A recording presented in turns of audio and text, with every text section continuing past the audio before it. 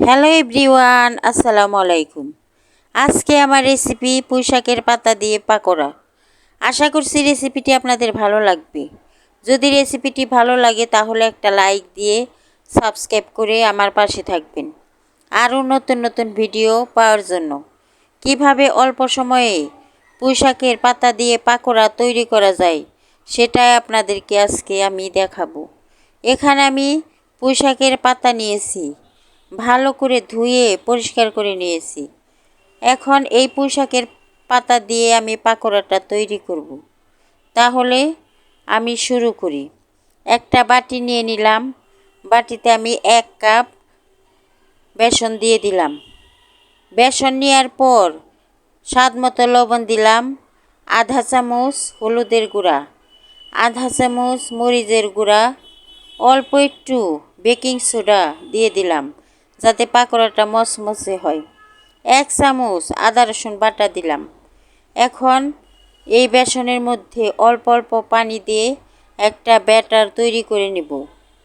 আমি অল্প অল্প পানি দিয়ে ব্যাটারটা তৈরি করে নিতেছি। ভালো করে নেড়ে চেড়ে ব্যাটারটা তৈরি করতে হবে যাতে দলা বেঁধে না থাকে। আমি ভালো করে নেড়ে চেড়ে ব্যাটারটা তৈরি করতেছি। দেখেন কিভাবে ব্যাটারটা তৈরি করতেছি। এই ব্যাটার এমনভাবে করতে হবে যাতে ঘনও না হয় আবার একদম পাতলাও না হয়। আমার ব্যাটারটা তৈরি করা হয়ে গেছে। দেখেন ঘনত্ব কেমন থাকবে।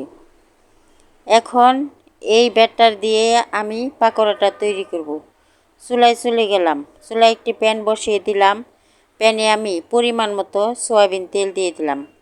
এখন পুঁইশাকের পাতা নিয়ে যে ব্যাটারটা তৈরি করে রেখেছি তার মধ্যে 2 পাশে চুবিয়ে আমি তেলের মধ্যে ছেড়ে দিলাম।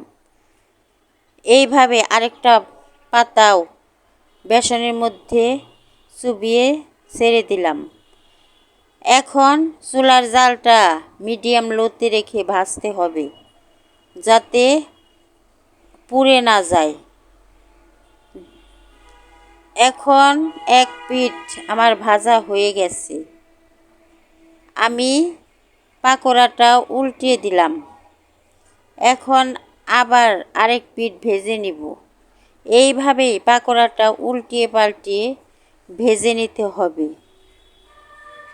যাতে পুড়ে না যায়। আমি উল্টিয়ে পাল্টিয়ে পাকোড়াটা ভেজে নিতেছি। পাকোড়াটা আমার ভাজা হয়ে গেছে। এখন আমি তেলের থেকে তুলে নিব। এইভাবে আমি সবগুলা পাকোড়াই ভেজে নিব। সবগুলাই পাকোড়া একইভাবে ভাজতে হবে।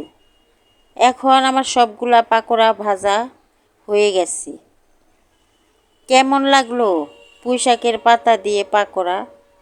একবার বানিয়ে খেয়ে দেখেন কতটা মচমচে হয়। যদি আমার রেসিপিগুলা আপনাদের ভালো লাগে তাহলে একটা লাইক দিয়ে সাবস্ক্রাইব করে আমার পাশে থাকবেন। ধন্যবাদ সবাইকে।